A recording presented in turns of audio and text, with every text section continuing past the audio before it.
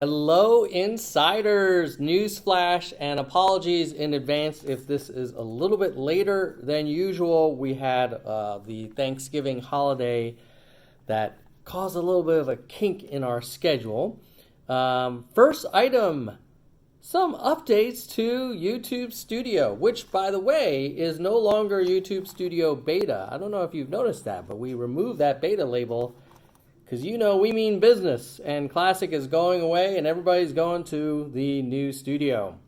Some improvements, by the time you see this, or perhaps a few days after, you will have one-click access from the video list to analytics and comments. This has been a highly requested feature. Basically, we're trying to do things to take less clicks to complete common tasks.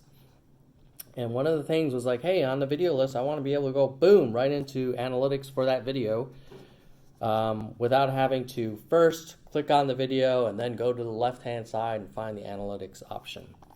So that is hopefully already there or coming very soon. I've been testing it on the Creator Insider channel. It works great. Next, there's also faster access to playlists from the left-hand navigation. And we've added the ability to delete multiple videos in bulk.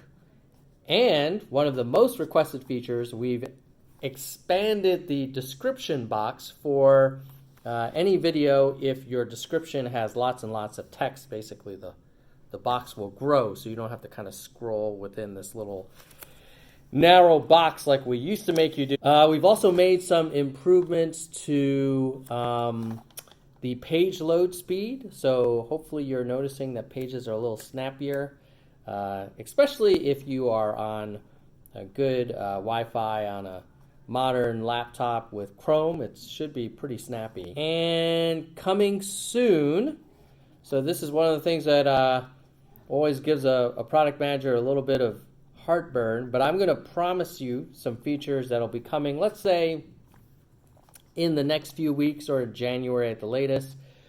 One-click access from the ReStudio dashboard to your real-time analytics. Another thing that's coming very soon is an improved ability to add mid-roll ads. We got feedback that the way we add mid-roll ads in the Studio video editor is a little complicated, a little hard to find, so you're going to get a streamlined, improved version of that. That one also, hopefully by the end of Jan, maybe sooner. Ooh, we had a studio bug where some playlist saves weren't saving. That has been fixed. Thank you for your patience. And lastly, a lot of creators have been asking, whoa, when you keep saying Classic is going away, like I rely on the Classic end screen editor because I really prefer that to the new Studio end screen editor, or I rely on the audio library, or I rely on these things that are deep linked from Studio into Classic. So let me just be super clear. When we say the escape hatch is going away and Classic is going away, what we mean is that little link on the bottom left-hand corner that gives you general access to Classic Studio. That's what's going away. Those deep links from, let's say, the video details page to the Classic end screen editor, the Classic info card editor, the Classic audio library, those are not going away. Those will remain until they're replaced with a native Studio version of those things that will be better. So just, be advised that general access to Classic is going away, but not some of those deep linked Classic features that are not yet supported in the new Studio. Hope that helps. And if you're still using Classic, really, I strongly encourage you to just don't go there anymore. Next item, we have a letter from Susan. Link below. Susan, our CEO, does a periodic letter to all creators. Some highlights. We removed the financial incentive to claim short unintentional music in videos. We required the claimers to add timestamps. She also, in her letter, thank you, Susan, called out a bunch of YouTube Studio improvements. There's also been improvements to membership, super chat, stories, new program around working to help edgy content have more monetization, update to the gaming policy that differentiates violence in gaming to violence in the real world or actual violence. And then also sections around communication and responsibility. So check out Susan's letter. Next, I've seen a lot of discussion on Twitter about the terms of service update, particularly around the notion of commercially viable. A lot of people are like, oh, is YouTube going to close out channels that are not making money? It actually has nothing to do with any termination of accounts that are not making money. It's about removing outdated and low usage features on YouTube in general. And so no change to creators. Like, as you guys know, like from time to time, if a feature isn't getting used or isn't having the impact that we want, and we look at the data and we talk to creators and we kind of consider all these factors, then we will remove and deprecate features from time to time. That allows us to add new features so we don't have this bloated product. So that's what that whole terms of service thing was about. It's not about shutting down channels or anything that are not commercially viable. Next, a little more detail about that gaming policy community guidelines update. So violence in video games will now be treated the same as violence in movies or TV programs. We're more likely to remove or restrict videos that have violence that are happening in reality. Generally, we will allow dramatized violence if the content or the metadata lets us know that it's fictional, or if it's very apparent from the content itself, for example, video games.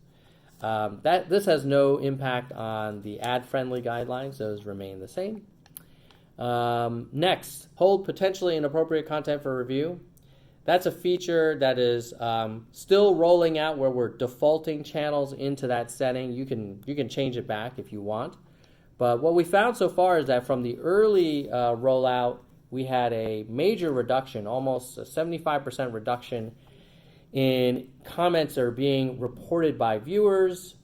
Many creators have told us that it's actually been beneficial to their well-being and saves them time. Link below for more information about that. Memberships, there's an experiment with a loyalty message in chat to help members who've been a member of a channel for many months or a long period of time stand out and be celebrated as loyal supporters of that channel. Next, with stories, the watch later sticker is now rolled out 100%. It basically allows viewers to add a video to the watch later playlist. Speaking of stories, there's a new stories thumbnail, which is larger, and it will appear in home, subs feed, watch page. As a reminder, thumbnails are auto-selected based on the highest quality frame, so they're not custom thumbnails. And what we have found when it comes to stories is that if a channel has an active story... It's 4 o'clock. No, that's what my laptop just said. What we found is that if a channel has an active story, the weekly new subscriber count grows 8.5% faster than similar channels that do not have active stories. So active stories help your channel grow faster. There you go. The more you know. Next, there's an experiment with short vertical videos being shown next to stories on mobile. Let us know if you have any feedback about that. And I think that covers all of the updates for this week. Hope that was helpful. In the meantime, keep it real. All right, movie time. Movie time. Last week's movie was Kill Bill. First person who guessed it was Bird of Prey 5. Who knew? So many Bird of Prey. Just one bird of prey. Bird, singular. Bird of prey. This week, here is the quote. After that, my guess is you will never hear from him again. The greatest trick the devil ever pulled was convincing the world he did not exist. And like that, he's gone. Such a good movie. If you know what movie that's from, put it in the comments below and we will give you a shout out in next week's Newsflash. Keep it real.